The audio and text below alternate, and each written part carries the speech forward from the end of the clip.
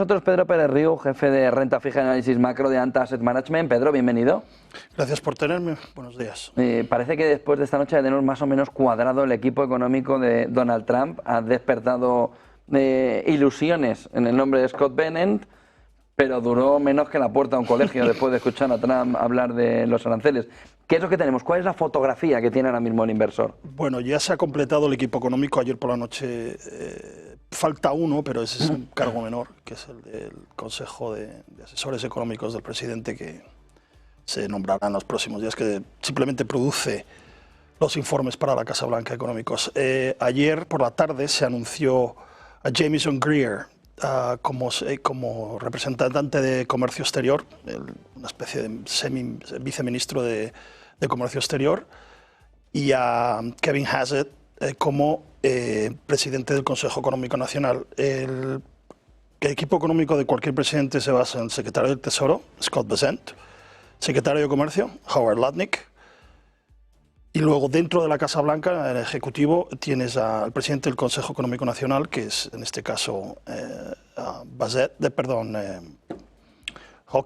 Hassett, que es el que va a hacer, pues un poco es el principal asesor del presidente, y suele ser un cargo muy importante. El primero, porque lo creó Clinton, fue Robert Rubin, con eso lo digo todo. Y luego tienes a Jamieson Greer. Jamieson Greer es un chaval muy joven en el molde de algunos de los que Modelo J.D. Vance, ¿no? De JD, de hecho se parecen físicamente, de JD Vance, de Tulsi Gabbard, de Hegseth en defensa, fotogénico, bastante joven, pertenece al equipo del antiguo Trade Representative y es un halcón de China, básicamente. El secretariado de comercio ahora mismo tiene tanto a Lutnick como a Jamieson Greer, tienen historia de ser bastante duros con China. De hecho, acaba de escribir una cosa Jamieson Greer, yo no lo conocía. Trabajaba para Robert Heisleiser, que era el antiguo Trade Representative de Trump. Los dos son bastante halcones China, muy defensores de usar los aranceles como mecanismo de ¿Solo defensa. con China o con lo que hemos visto en las últimas horas con China, México, Canadá, Europa, es decir, con Tokiski que pase por ahí? Muy buena pregunta. Lo que dijo anteayer Trump hay que tenerlo en contexto, que le encanta usar el Twitter y dar... Es su modus operandi desde siempre, es muy agresivo y utiliza este tipo de tácticas para luego negociar para abajo. Como decía Scott Bessent hace unos días, los aranceles hay que escalate to de-escalate, es decir, escalar la retórica para luego llegar a un acuerdo más o menos aceptable, pero que sea beneficioso para los americanos. Ahora, con Lutnick y con el nuevo Trade Representative en el... Va a tener que tener reuniones. Va a ser duros. Sonhead Lutnick es un tío duro de Wall Street, no viene de los patricios de Goldman Sachs o de JP Morgan, viene del brokeraje, de la parte más dura de Wall Street, es un millonario y no se va a llevar bien con Scott Bessent si intenta que va a ser mucho más moderado.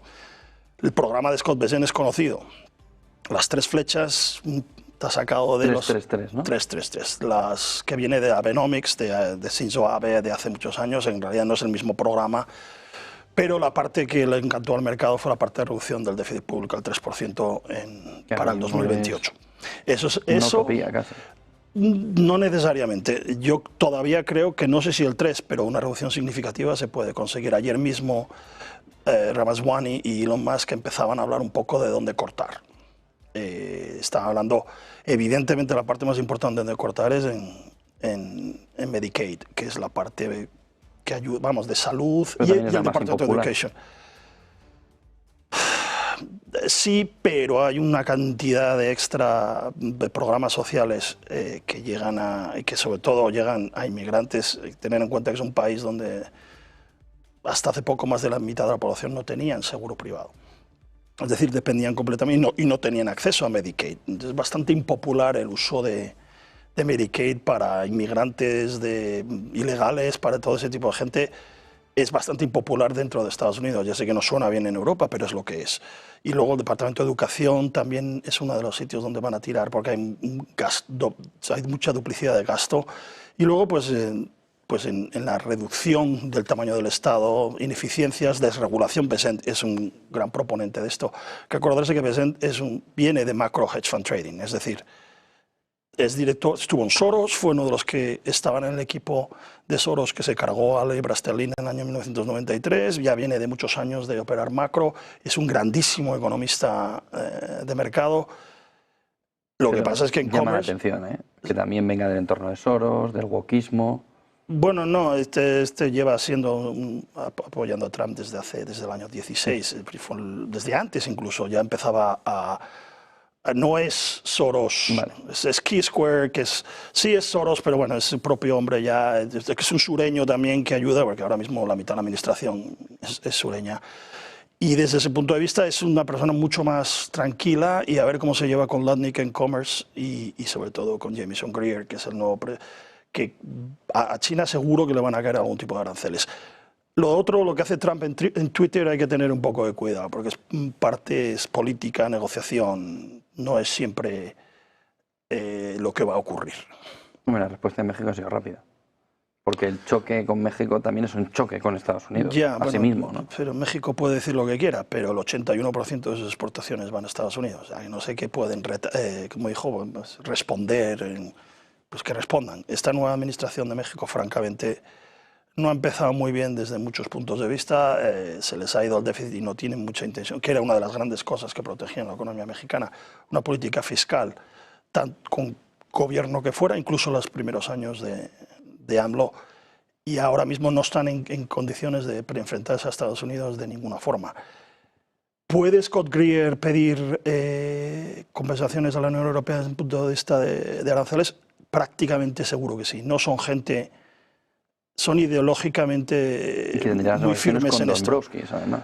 Bueno, tú ten en cuenta que esta gente viene de todos, tienen el mismo patrón, o sea, Ivy Leaguers, Harvard, Yale, Princeton, Penn, con historias en think tanks republicanos, casi todos han pasado por el Tesoro, casi todos han pasado por la Fed, y son ideológicamente, creen en los aranceles, creen en el déficit comercial americano, que es el resultado de políticas comerciales muy poco eficientes. Y si alguien puede, y con Lutnick, que es ya te digo, un tipo duro, si se ponen a hacer, este es el equipo perfecto para hacer este tipo de cosas. Llama la atención una parte del inversor que dice, son los reyes de la globalización. El mundo entró en globalización porque Estados Unidos quería globalizar. Puede parecer tonto, pero en Estados Unidos hay mucha gente que no le gusta, y en parte la plataforma política de Trump, lo que hemos visto es por esto. El gran éxito de Trump entre la gente normal, y sobre todo que se han llevado al trabajador americano. Ahora vota republicano prácticamente todo el mundo. O sea, es decir, si tú ves dónde ganan es fuera de las ciudades, en los grandes antiguos centros industriales, en el centro y oeste de Pensilvania, en Detroit, en Chicago, en el norte de Nueva York, que ya casi no tiene industria. La gente trabajadora de clase media baja es la que se ha pasado en masa hacia el republicanismo. Que viene en parte también por esa parte, ¿no?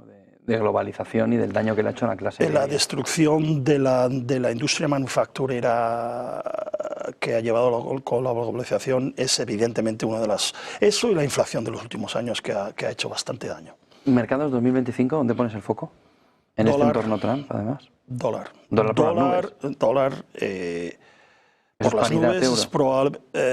Eso depende, pero desde luego yo creo que tanto el diferencial de tipos de interés como sobre todo el diferencial de crecimiento favorecen al dólar. Y ya no te cuento nada si encima hay aranceles de cierta consideración para la Unión Europea. Los americanos siempre te dicen lo mismo, nosotros tenemos la política comercial más abierta del mundo, tenemos los aranceles más bajos, que no es tanto así, pero bueno, pero desde luego no tienen barreras de entrada no arancelarias, que como sí tiene la Unión Europea. Los americanos no pueden vender productos agrícolas aquí, entre otras cosas, entre otras muchas cosas. Entonces, con solo que se igualen las tornas, por lo menos no han puesto a Peter Navarro, que se hablaba de eso, que es mucho más agresivo que lo que Greer va a hacer, pero vamos a ver qué pasa. Desde el punto de vista de dólar seguro, ver si de verdad hay una reducción del Estado, se empieza un proceso de reducción del Estado en Estados Unidos, desregulación, seguro que la vamos a tener. Podría ser un gran año para los treasuries y probablemente la bolsa, si seguimos, aunque eso ya no tengo tan claro, que el ritmo de generación de beneficios de las empresas americanas vaya a seguir a este ritmo. Probablemente tengamos un año moderado en bolsa, pero podría ser muy buen año para invertir en renta fija americana, es lo que pensamos en ANTA. Estamos basados, ya de hecho estamos posicionados así, es el dólar, duración en Europa, porque vemos caídas mucho más rápidas de tipos. De hecho, vemos la tasa neutral. ¿Duración te refieres a duración corta? Duración larga, en Europa. No en Estados Unidos no tan claro, pero porque en Europa le va a dar más valor a ese va bono. a bajar mucho más los tipos de interés, más agresivos, la tasa neutral de equilibrio. Yo personalmente, hay gente que habla del 2% en Europa, yo la veo por debajo del 1,75 incluso, o sea que hay mucho espacio para bajar tipos de interés. Entonces, por eso queremos la duración en Europa y en Estados Unidos está el largo dólar. Con solo que haya un cierto nivel de aranceles es evidente que el dólar, ya que ya tiene todo el viento de cola, va a subir todavía más.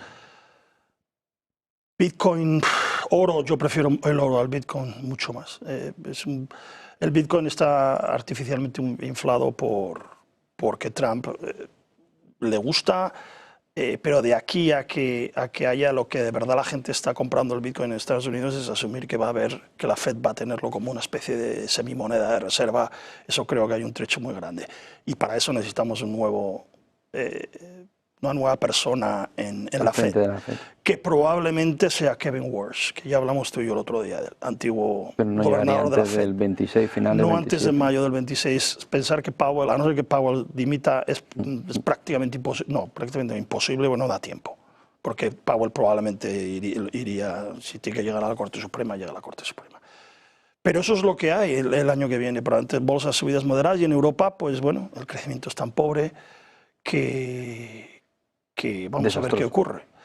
Desastroso, no lo sé, pero es que cada vez que salen algunos números en Alemania son muy pobres. Incluso China también, después del primer impacto, van a tener que seguir gastando, porque después del primer impacto de los primeros, bueno, de apoyar al consumo, de compras de coches, compras de renovación de electrodomésticos, de tipo, ya ha vuelto a caer la actividad económica drásticamente. Sí, se han vuelto a ver otros datos de beneficio de manufactura. No, bueno, lo de los beneficios es desde hace años, pero eso es simplemente indicativo de la enorme exceso de capacidad que hay en la economía china ahora mismo y de la falta de, bueno, pues la eficiencia, el producto marginal de la inversión es prácticamente cero. Están creciendo exclusivamente a través no de consumo, sino de inversión. Y esa inversión se sigue produciendo en sitios cada vez menos rentables. Los beneficios en China están cayendo como una piedra. Eso no va a cambiar porque lo único que esperamos es que el gobierno chino haga ayudas directas a los que no les gusta, pero que haga ayudas directas al consumo como hicieron los americanos y sobre todo los americanos durante la pandemia. Dar dinero a la gente. Porque es que si no, no hay manera. Es una trampa de la liquidez terrible keynesiana, no creo yo que sea fácil de salir de ahí. Y sobre todo que tienes deflación en 4 trimestres consecutivos del deflactor del Producto Interior Bruto. Y probablemente tengas otro quinto. Eso es ya un proceso deflacionario difícil de renovar o de remover si no hay una subida muy rápida del consumo. Pues muchísimas gracias por toda esa fotografía. Pedro Pérez Río, jefe de renta fija y análisis macro de ANTA Asset Management. Buen día, buen negocio. Muchas gracias por tenerme.